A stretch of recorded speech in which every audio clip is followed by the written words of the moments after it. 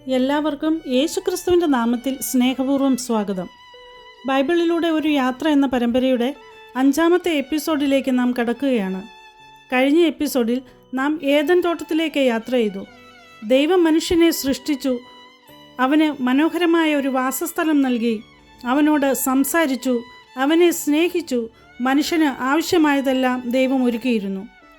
എന്നാൽ ഇന്ന് നാം കാണാൻ പോകുന്നത് വളരെ വേദനാജനകമായ ഒരു സംഭവമാണ്. ഞാൻ ഒരു ചോദ്യം ചോദിക്കട്ടെ. ദൈവത്തോടൊപ്പം ഇത്രയും അനുഗ്രഹത്തിൽ ജീവിച്ചിരുന്ന മനുഷ്യൻ എങ്ങനെയാണ് ദൈവത്തിൽ നിന്ന് അകന്നുപോയത്? അതിനുള്ള ഉത്തരമാണ് ഉൽപ്പത്തി 3-ാം അധ്യായത്തിൽ നാം കാണുന്നത്. ഏദൻ തോട്ടത്തിൽ സർപ്പം ഹവ്വയുടെ അടുത്തേക്ക് വന്നു. അത് ഹവ്വയോട് ദൈവത്തിൻ്റെ കൽപ്പനയെക്കുറിച്ച് ചോദ്യം ചെയ്തു. ദൈവം സൃഷ്ടിച്ച എല്ലാ കാട്ടുജന്തുക്കളെക്കാളും പാമ്പ് കൗശലമേറിയതായിരുന്നു. അത് സ്ത്രീയോട് ദൈവം പറഞ്ഞതിനെ വളച്ചൊടിച്ചുകൊണ്ട് സംശയമുണ്ടാക്കി. ഇവിടെ നമുക്ക് വലിയൊരു പാഠമുണ്ട്. പാപം എപ്പോഴും പ്രവൃത്തിയായി ആരംഭിക്കുന്നതിന് മുൻപ് ഒരു ചിന്തയായി തന്നെ ആരംഭിക്കുന്നു. ദൈവത്തിൻ്റെ വചനത്തെക്കുറിച്ച് സംശയമുണ്ടാക്കുക, ദൈവത്തിൻ്റെ കൽപ്പനയെ ചോദ്യം ചെയ്യുക, ഇതിലെന്താണ് തെറ്റെന്ന് ചിന്തിക്കുക, ഇതായിരുന്നു പ്രലോഭനത്തിൻ്റെ തുടക്കം. ദൈവത്തിൻ്റെ കൽപ്പനയേക്കാൾ പാമ്പിൻ്റെ വാക്കിന് വില നൽകി. ഹവ്വ ആ വൃക്ഷത്തെ നോക്കി ഫലം ഭക്ഷിപ്പാൻ നല്ലതെന്ന് അവൾ കണ്ടു.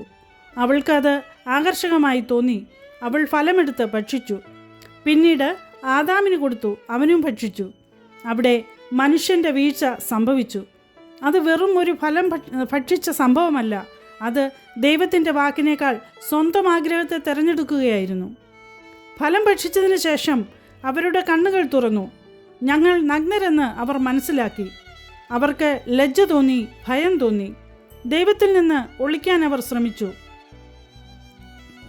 അത്തിയില കൂട്ടിത്തുന്നി അവർ തങ്ങൾക്ക് അരയാടയുണ്ടാക്കി.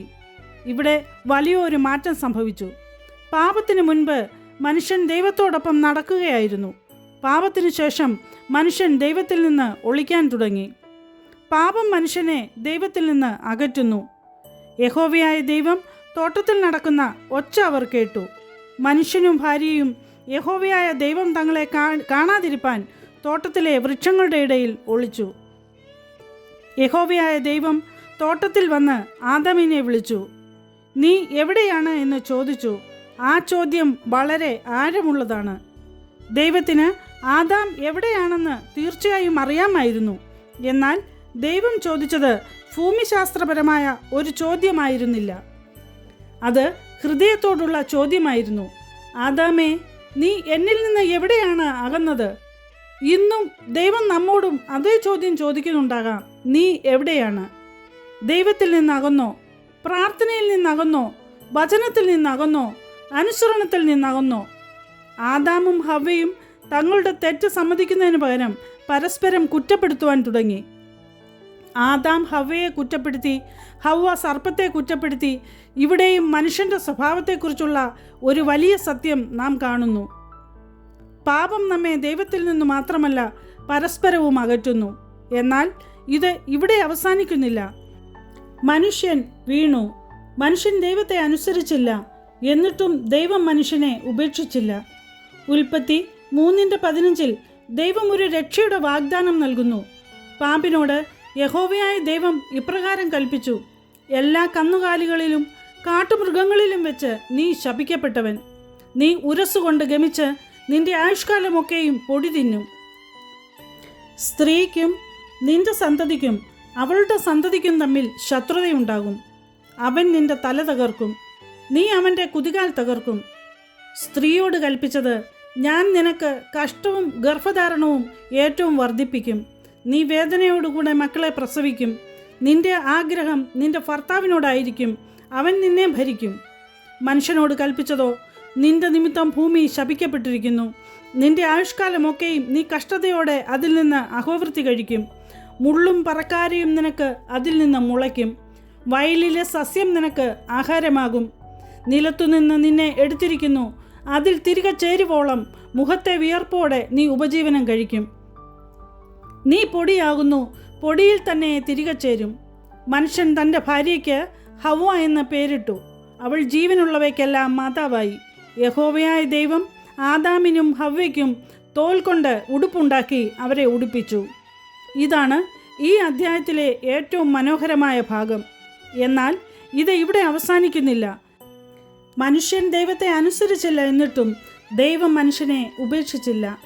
സർപ്പത്തിനെതിരെയുള്ള ആ വാഗ്ദാനം പിന്നീട് ക്രിസ്തുവിലൂടെ പൂർത്തിയാകുന്ന രക്ഷയുടെ പദ്ധതിയിലേക്ക് വിരൽ ചൂണ്ടുന്നതായി ക്രിസ്തീയ ജീവിതം നാം കാണുന്നു.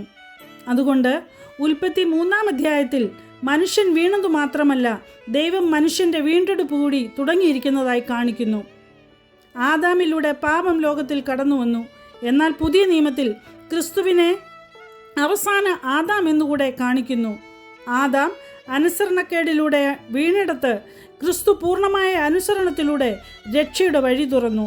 അതുകൊണ്ട് ഉൽപ്പത്തി 3-ാം അധ്യായത്തിൽ മനുഷ്യൻ്റെ വീഴ്ച മാത്രം കാണരുത്, നമ്മെ എത്തുന്ന ദൈവത്തിൻ്റെ കൃപയും കാണണം. നാം ദൈവത്തിൽ നിന്നകന്നാലും നമ്മെ തേടിയെത്തുന്ന ദൈവത്തിൻ്റെ സ്നേഹം ഒരിക്കലും അവസാനിക്കുന്നില്ല. മനുഷ്യൻ്റെ വീഴ്ച വലിയതായിരുന്നു, എന്നാൽ ദൈവത്തിൻ്റെ കൃപ അതിലും വലിയതാണ്.